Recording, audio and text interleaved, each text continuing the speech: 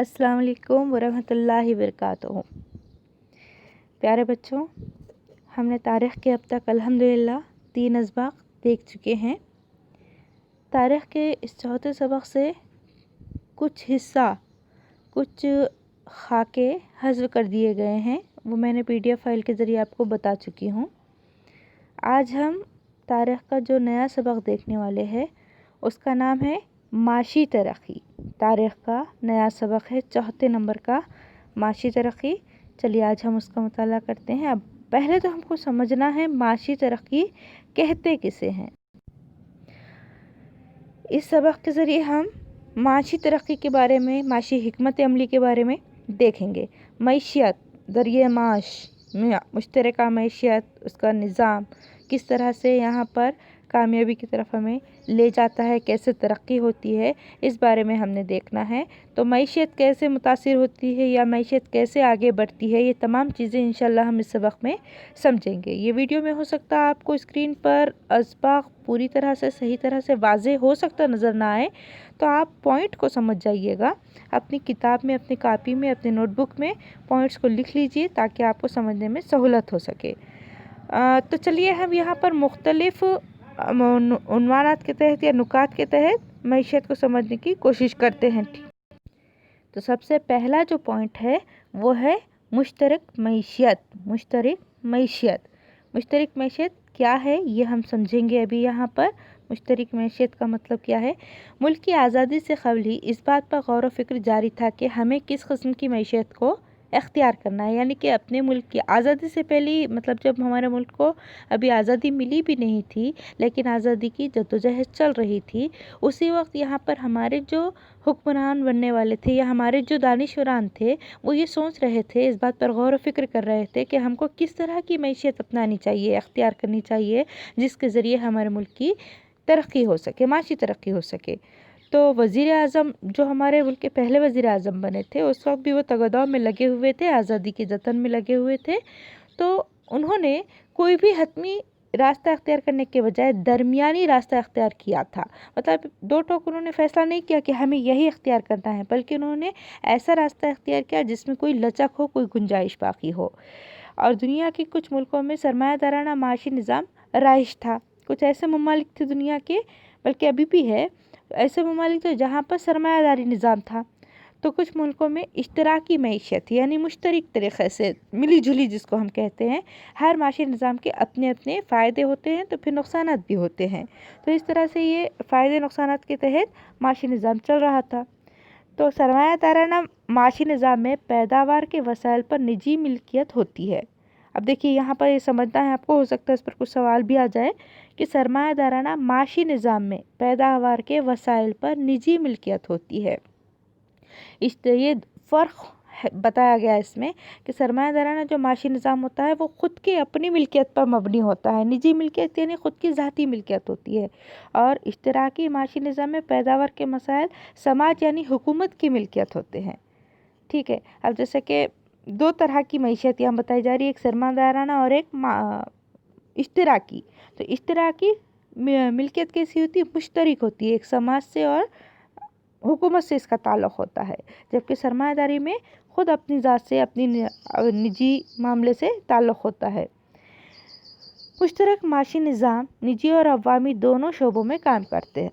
मुश्तरक का जो माशी निज़ाम होता है ये दोनों शोबों में काम करता है। जैसे प्राइवेट सेक्टर्स जो होते हैं तो वो भी क्या करते हैं, दो भी तरफ इनका काम होता है। उसी तरह जैसे जदीद भारत में तरक्की के हुसूल के लिए इन 2 माशी निज़ामों में से किसी एक को मुंतखब करने के बजाय हुकूमत ने माशी निज़ाम को तरजीह दी। मतलब सरमायादाराना निज़ाम से ज़्यादा बेहतर उस वक्त हमारे हुक्मरानों को माशी निज़ाम कौन सा लगा था, मुश्तरक माशी निज़ाम, जिसमें क्या है अवाम और हुकूमत दोनों मिलकर के काम करती है। इस निज़ाम को 3 हिस्सों में तकसीम किया गया था। कौन से? मुश्तरका निज़ाम को 3 हिस्सों में तकसीम किया गया है। हम देखेंगे वो 3 हिस्से कौन कौन से हैं। तो उनमें से सबसे पहला है अवामी शोबा। सबसे पहला शोबा था अवामी शोबा। इस शोबे की सनतें मुकम्मल तौर पर हुकूमत के ताबे और ज़ेर इंतज़ाम होती है। मसलन दिफाई साजो सामान की तैयारी का शोबा। अवामी शोबा कहने के लिए अवामी है, लेकिन दरअसल इसकी सारी निगरानी या सारा इंतज़ाम حکومت کے ہاتھ میں ہوتا ہے. جیسے کہ ہم دیکھتے ہیں دفاعی سامان کا، ساز و ہتھیار وغیرہ ہے، ہتھیار سازی وغیرہ ہے، دفاعی سامان بنانے کا، ڈیفنس کے لیے جو استعمال ہوتا ہے، یہ تمام چیزیں کیا ہے حکومت کے ہاتھ پہ ہوتی ہے، اس کی ذمہ داری میں ہوتی ہے. اگلا ہے نجی شعبہ. دوسرا کیا بتایا گیا؟ نجی شعبہ. اس شعبے میں صنعتیں مکمل طور پر نجی صنعت کاروں کی ملکیت ہوتی ہے، جو خود مختار بھی آپ کہہ سکتے ہیں. ان کی نگرانی میں حکومت ان کی صرف نگرانی کرتی ہے. مثلا اشیاء صرف کا مطلب جو اس میں استعمال ہونے والی اشیاء ہے، ایسی فیکٹریز یا کارخانے وغیرہ، ایسے صنعتیں، اس میں حکومت کی طرف سے اشیاء دینے کا کام کیا جاتا ہے. باقی کام تو وہ مالکان، وہ حکمران ہی کرتے ہیں جو صنعت کے یا اس فیکٹری کے حاکم ہوتے ہیں. اگلا ہے مشترک شعبہ. مشترک کا شعبہ کون سا ہے دیکھیں گے. اس شعبے میں کچھ صنعتیں نجی صنعت کاروں کی ملکیت اور کچھ حکومت کے زیر انتظام ہوتی ہے. اب مشترکہ تیسرا جو ہم نے دیکھنا ہے وہ مشترکہ، یعنی کہ کچھ شعبے کیسے رہتے ہیں، اس میں سے کچھ حصے صنعتوں کے حکومت کے ذمے میں ہوتے ہیں، تو کچھ کیا ہے جو نجی حکومت کے ذمہ داران کے ساتھ ساتھ مل کے جو نجی صنعت کار ہوتے ہیں، جن کی اپنی خود کی ذاتی صنعت ہوتی ہے، وہ ذمہ دار ہوتے ہیں. تو اس طرح سے ہم دیکھتے ہیں آگے کہ مشترک معاشی نظام کو آسانی سے چلانے کے لیے نجی اور عوامی شعبوں میں ربط ہونا ضروری ہے. نجی اور عوامی شعبوں میں دونوں میں ایک دوسرے کے ساتھ تال میل کا ہونا بہت زیادہ ضروری ہے. اس نظام کا مقصد زیادہ سے زیادہ پیداوار، ٹھیک ہے، زیادہ سے زیادہ کیا کرنا ہے یہاں پر؟ پیداوار اور بڑے پیمانے پر عوامی شرکت ہے. یہاں پر یہ جو تیسرا جو شعبہ ہے، اس کا مقصد کیا ہوتا ہے کہ زیادہ سے زیادہ پیداوار ہو اور زیادہ سے زیادہ یہاں پر عوام شریک ہو، زیادہ سے زیادہ لوگوں کو مواقع میسر آئے. اس نظام میں سرمایہ دارانہ اور اشتراکی معاشی نظام کی خوبیوں کو یکجا کرنے کی کوشش کی جاتی ہے. زیادہ سے زیادہ یہاں پر معیشت کو خوبصورت طریقے سے ایک جگہ لانے کی کوشش کی جاتی ہے. مشترک معاشی نظام میں منافع کی تحریک، فعالیت، ضابطوں کی پابندی، متعینہ مدتی منصوبہ بندی وغیرہ سے تغافل کی کوئی گنجائش نہیں ہوتی. اب دیکھیے جو باتیں یہاں پر بتائی گئی اس میں کیا بتایا گیا کہ مشترکہ معاشی نظام میں مشترکہ جو کہ ہم نے ابھی دیکھا، اور ہمارے حساب سے یہ مشترکہ معاشی نظام زیادہ فائدہ مند ہوتا ہے، زیادہ مفید ہوتا ہے. تو اس نظام میں چونکہ اس میں حکومت اور عوام دونوں ایک دوسرے سے ربط میں رہتے ہیں، جڑے ہوتے ہیں، تو اس میں کیا ہے منافع کی تحریک، منافع ملنے کی جو تحریک ہوتی ہے، اور فعالیت یعنی کہ کام میں رہنا، حرکت میں رہنا، عمل میں رہنا، اور ضابطوں کی پابندی، یہاں پر ڈسپلین کی اہمیت ہوتی ہے. اس کے ساتھ متعینہ مدتی منصوبہ بندی وغیرہ سے تغافل. متعینہ جیسے کہ ایگریمنٹ ہم جس کو کہتے ہیں، کوئی بھی کام کے لیے جو بھی فیصلہ کیا جاتا ہے یا منصوبہ بنایا جاتا ہے، جس منصوبے کے تحت وہ کام چل رہا ہے، تو اس میں کسی قسم کا ہیر پھیر یا رد و بدل کرنے کی کوئی گنجائش نہیں ہوتی ہے. فعالیت یعنی کہ یہاں پر بالکل دوسری طریقے سے کام کرنا، یا پھر جو ان کا اصول ہے، جو ان کے ڈسپلین ہے، جو ان کے شرائط ہے، اس سے ہٹ کر کام کرنا، ایسی کوئی ان کے پاس گنجائش نہیں رہتی. جو ضابطے انہوں نے بنا لیے اس ضابطے کے اعتبار سے انہیں چلنا پڑتا ہے. اس معاشی نظام میں ملکی مفاد کو فوقیت حاصل ہوتی ہے. ملکی مفاد کو یعنی کہ اس میں یہ نظام دراصل کس لیے رکھا جاتا ہے، کیوں بنایا جاتا ہے، اس کے ذریعے ملک کا کیا فائدہ ہے، اس پر توجہ دی جاتی ہے تاکہ زیادہ سے زیادہ ترقی کی جا سکے. اب جیسے دفاع ہے، سائنسی تحقیق ہے، تعلیم، سڑکیں، ریل کے راستے، نہریں، بندرگاہیں، ایئرپورٹ کی تعمیر جیسے کئی یہاں پر کیا ہے کثیر سرمایہ کے متقاضی اور تاخیر سے پھل دینے والے ہیں. اب ایک اس میں ہے نا کچھ باتیں بتائی گئی، جیسے کہ ڈیفنس ہے، سائنسی تحقیق ہے، یہ فوری طور پہ عمل میں نہیں آ جاتی، یہ فوری طور پہ اس کا فائدہ نظر نہیں آتا. تعلیم ہے، ایجوکیشن ہے، سڑکیں بنانے کا کام ہے، یا ریل کے راستے بنانے کا کام ہے، یا ریلوے راستوں کی مدد سے حاصل ہونے والا فائدہ ہے، یا نہریں ہیں، بندرگاہیں، یا ایئرپورٹ وغیرہ، یہ فوری طور پہ اس پہ تو پیسہ بہت زیادہ صرف ہوتا ہے، بہت زیادہ اس پہ سرمایہ لگتا ہے، لیکن فوری طور پہ اس کا پھل نہیں ملتا لیکن دیر سے صحیح بہتر پھل ملتا ہے، فائدہ زیادہ ہوتا ہے لیکن تھوڑا وقت لگتا ہے۔ اس شعبے میں نجی صنعت کار جو ہوتے ہیں بڑی تعداد میں نہیں آتے، کیونکہ ایئرپورٹ بنانے کا کام ہے یا سائنسی تحقیق کے لیے کوئی بہت بڑی لیبارٹری بنانا ہے یا ایجوکیشن کے لیے کوئی بڑے بڑے ادارے قائم کرنا ہے، یہ اس طرح کی جو سڑکیں بنانا، ریلوے ٹریک بنانا، اس طرح کے جو کام ہوتے ہیں نا، اس میں جو نجی کار ہوتے ہیں، صنعت کار وغیرہ جو ہوتے ہیں، وہ خود اپنے طور پہ ذاتی طور پہ اتنا پیسہ لگا کر، اتنا سرمایہ لگا کر آگے نہیں آتے، بلکہ اس کام کے لیے حکومت کو آگے آنا پڑتا ہے اور حکومت کی مدد کے لیے عوام شامل ہوتی ہے، تو اسی لیے یہ مشترکہ شعبے میں شمار کیا جاتا ہے۔ تو یہاں پر جو بتایا گیا، مندرجہ بالا طریقے سے مشترک معاشی نظام کی حیت کا استعمال اور 5 سالہ منصوبہ بندی اختیار کر کے بھارت نے ترقی کی سمت پیش رفت کی ہے۔ تو یہاں پر کیا ہوتا ہے کہ ہر 5 سال کے بعد ایک منصوبہ بنایا جاتا ہے، چونکہ حکومت 5 سالہ ہوتی ہے، لہٰذا ہر 5 سال میں نئی حکومت آتی ہے یا وہی حکومت دوبارہ نئے طریقے سے کام کرنے لگتی ہے، اسی لیے 5 سالہ منصوبہ بنا کر یہاں ترقی کرنے کی کوشش کی جاتی ہے، اس کی طرف آگے بڑھنے کے لیے پیش رفت کی جاتی ہے۔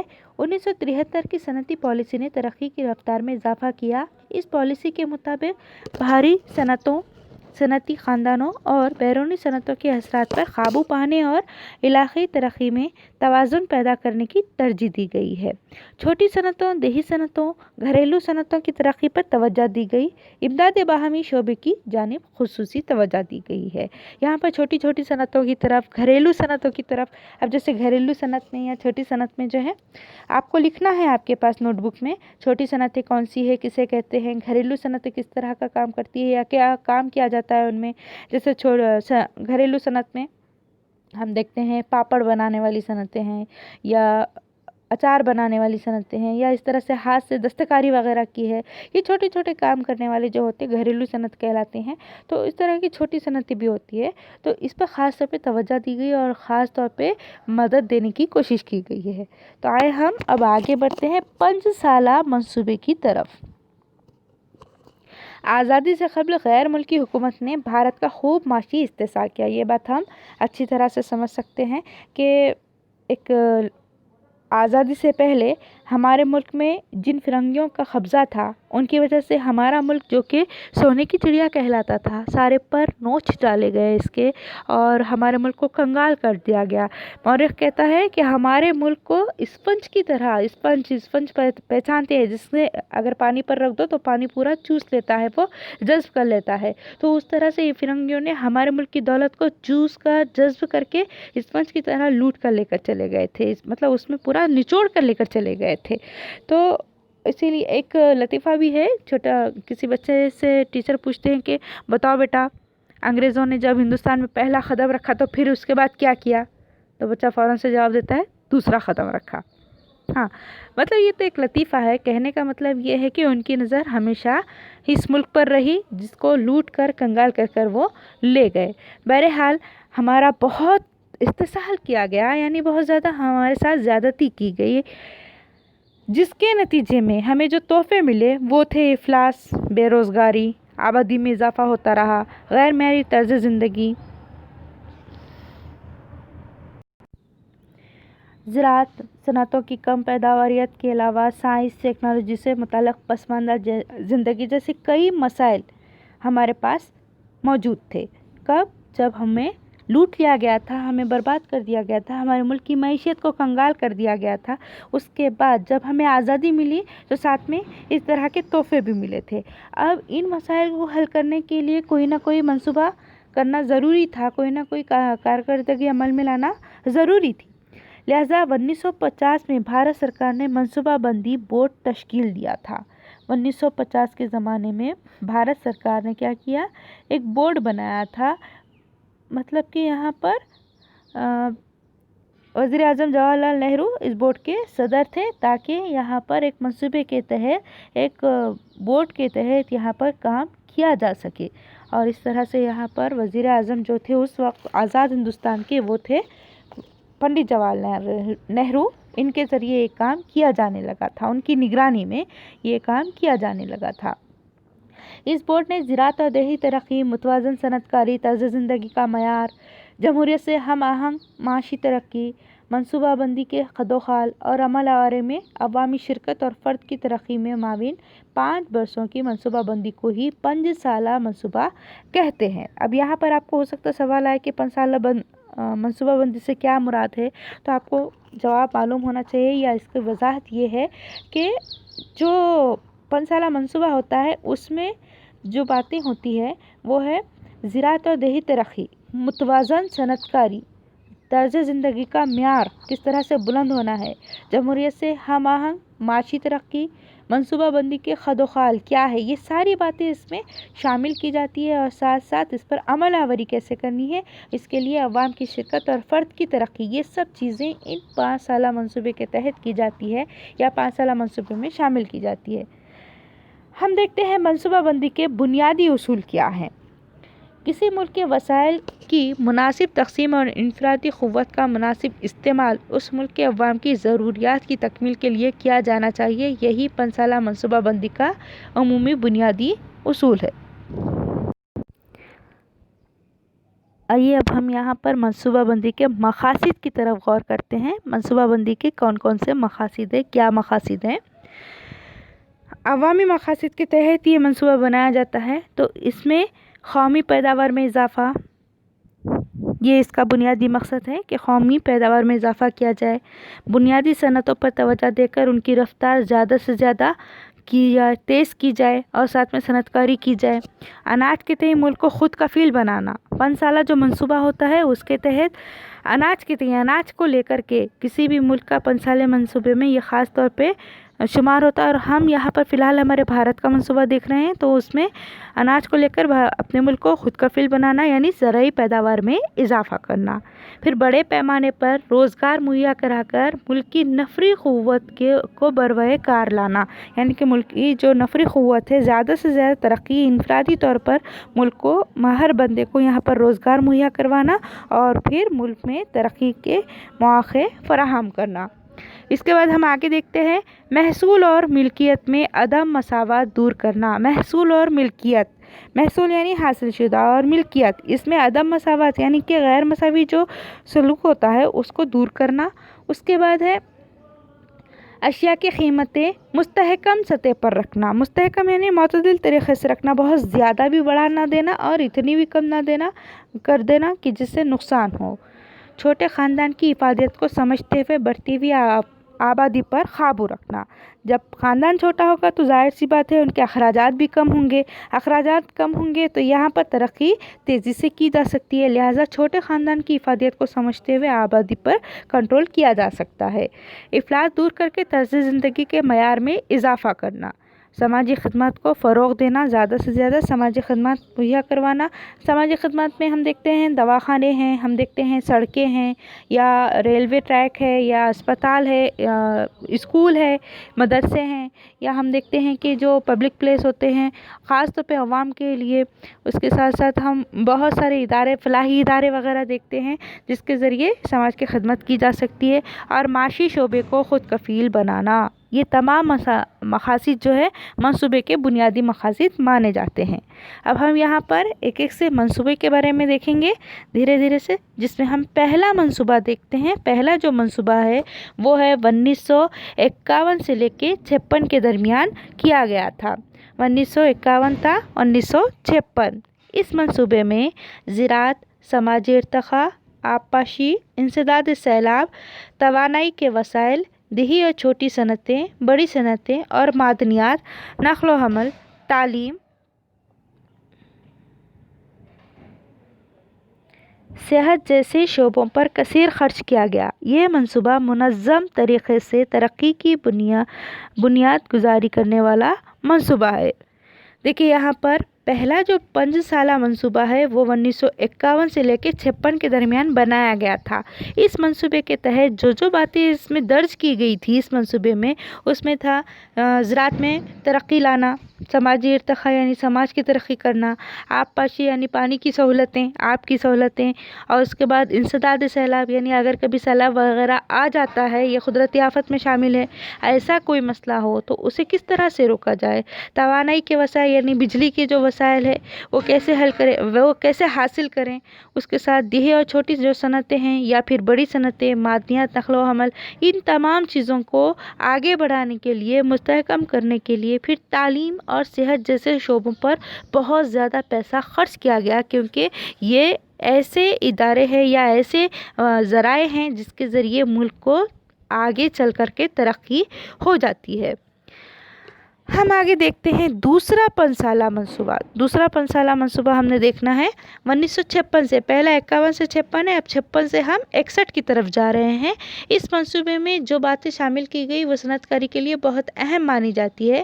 درگا پور، بھلائی، راور کلا میں فولاد کے کارخانے، سندری میں کیمیائی کھاد کا کارخانہ، چترنجن میں ریلوے انجن بنانے کا کارخانہ، پیرمبر میں ٹرین کے ڈبے بنانے کا کارخانہ، وشاکھاپٹنم میں جہاز سازی کا کارخانہ وغیرہ جیسی بڑی اور بھاری صنعتوں کے کارخانے عوامی شعبے میں قائم کیے گئے۔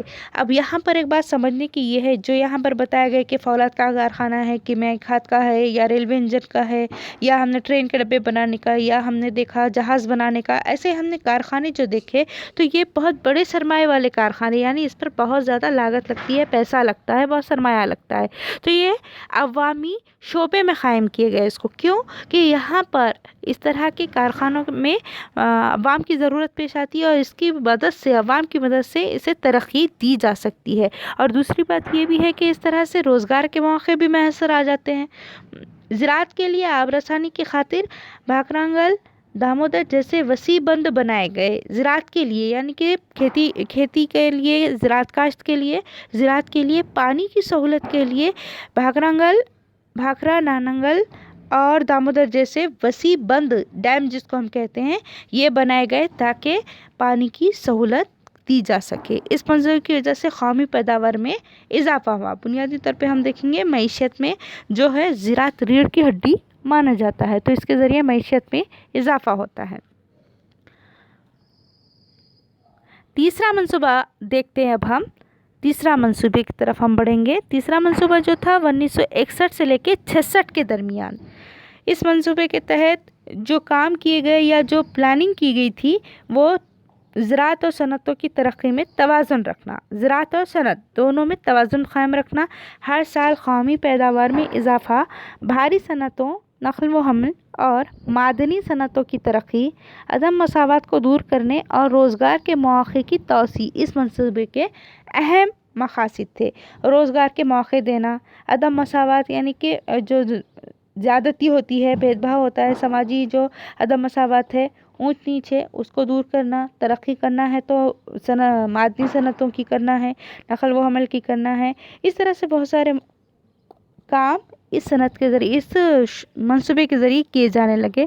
تیسرے 5 سالہ منصوبے کے بعد 3 ایک منصوبے بنایا، 1 سالہ منصوبے، 3 1 سالہ منصوبے تیار کیے گئے۔ دیکھیے تیسرا جو 5 سالہ منصوبہ تھا، اس کے بعد کیا ہوا، ایک اور منصوبہ بنایا گیا 3 1 سال کے لیے، وہ 3 منصوبے بنائے گئے تھے جو کہ 66 سے لے کے 69 کے درمیان تھے۔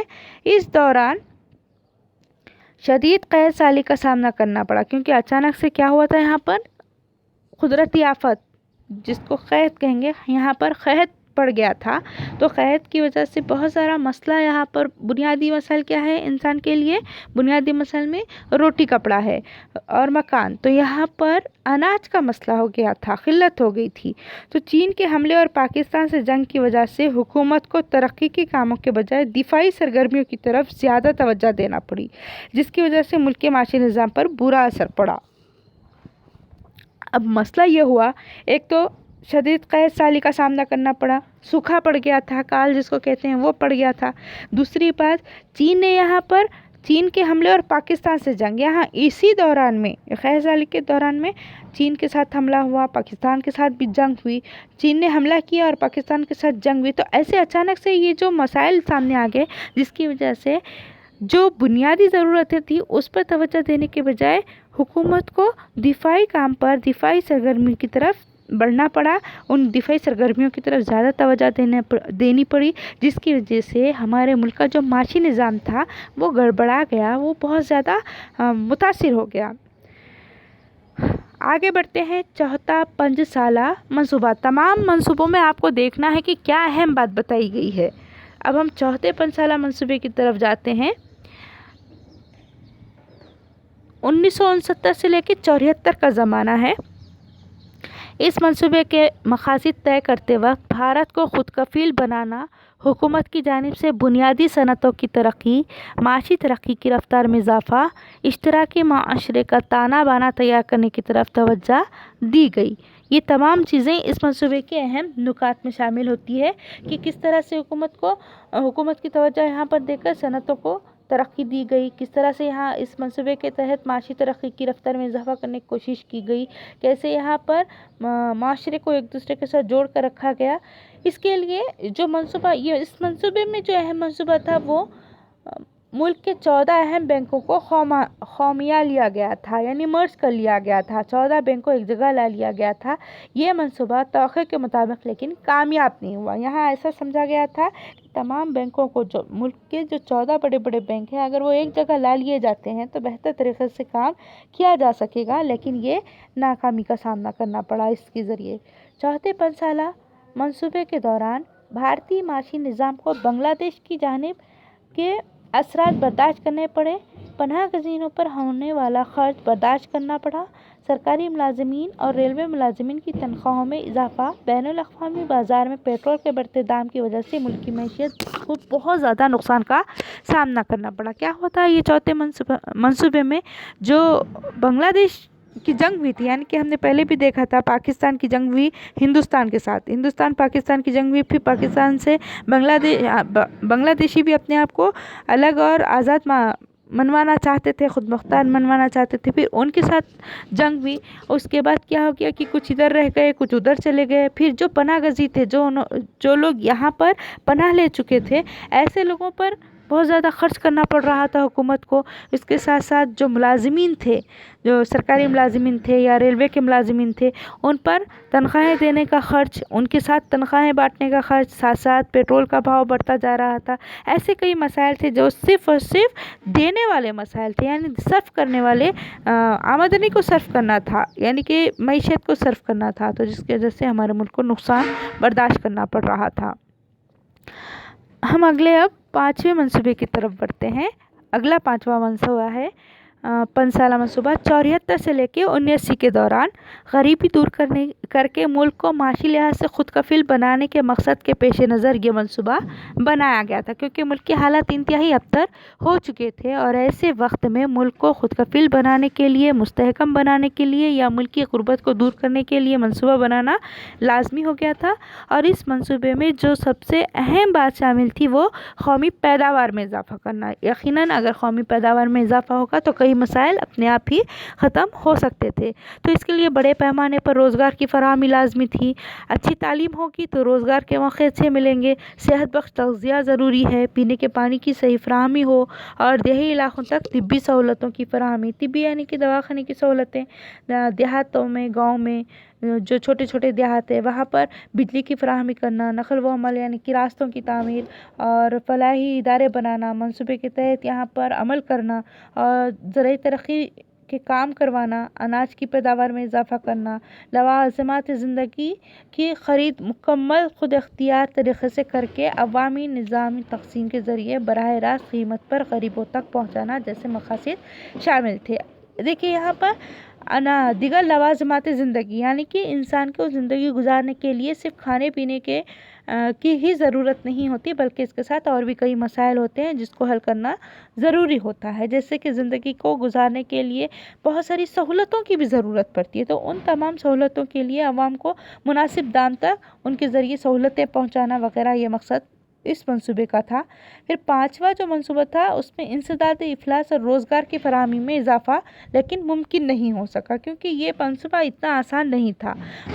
پلاننگ اچھی تھی، منصوبہ اچھا تھا، لیکن عمل کرنے میں دشواری ہو رہی تھی۔ افلاسیت کو، غربت کو اتنی آسانی سے ختم نہیں کیا جا سکتا تھا اور روزگار ایک جھٹکے میں سب کو ملنا مشکل تھا۔ 1977 میں لوک سبھا انتخابات میں کانگریس کو شکست کا سامنا کرنا پڑا اور جنتا پارٹی برسر اقتدار آئی، یعنی حکومت 77 میں کس کی بنی؟ کانگریس پارٹی ہٹ کر جنتا پارٹی آ گئی تھی۔ नई हुकूमत ने 5 साला मंसूबे को मार्च 1978 में ख़त्म करके अप्रैल 78 से जंजीरी मंसूबा बंदी शुरू की। अब देखिए क्या हुआ, जो 5 साला मंसूबा था 74 से लेके 79 के दरमियान वाला, तो उस मंसूबे को क्या हुआ, उसी के दौरान एक नई हुकूमत यानी कि जनता पार्टी सर इख्तिदार यानी उसकी हुकूमत आ गई थी। तो अब ये जो नई हुकूमत थी यानी जनता पार्टी की हुकूमत जो आई थी, तो उन्होंने क्या किया, नए 5 साला मंसूबे को मार्च 1978 तक रखा। ठीक है, हालांकि 69 तक था, 79 तक था ये मंसूबा, लेकिन 78 में इसको ख़त्म कर दिया गया और अप्रैल से नया मंसूबा शुरू किया गया जिसको जंजीरी मंसूबा कहा जाता है। जंजीरी मंसूबा कहा जाता है। हम यहाँ पर देख रहे हैं जंजीरी मंसूबा, याद रखना है आपको। 5वां जो मंसूबा है इसमें जंजीरी मंसूबे का जिक्र हुआ है, याद रखिए आप।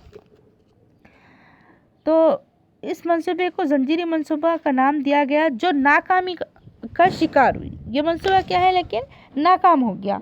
1980 में लोकसभा के बैन मुद्दती इंतखाबात के बाद कांग्रेस दोबारा बरसरे इख्तिदार आ गई। बैन मुद्दती यानी कि लोकसभा के दोबारा से इंतखाबात हुए और उसमें कांग्रेस को फिर फतह हासिल हो गई और कांग्रेस की हुकूमत ने जंजीरी मंसूबा बंदी का ही खात्मा कर दिया। मतलब दरमियान में इस तरह से जो मंसूबे बनाने का प्लान किया गया था वो नाकाम प्लान था। तो कांग्रेस जब इख्तिदार पर आ गई तब उसने ये मंसूबे को ख़त्म ही कर डाला और दोबारा उसने अपने पुराने तरीक़े के मंसूबे को ही अमल में ले आई। ठीक है, फिर इंशाल्लाह बकिया जो मंसूबे हैं इंशाल्लाह अगले लेक्चर में हम देखेंगे।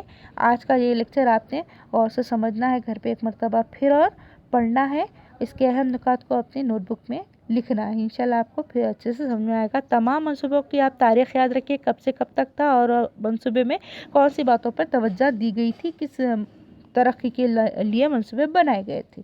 चलिए, जब तक के लिए अल्लाह हाफिज़।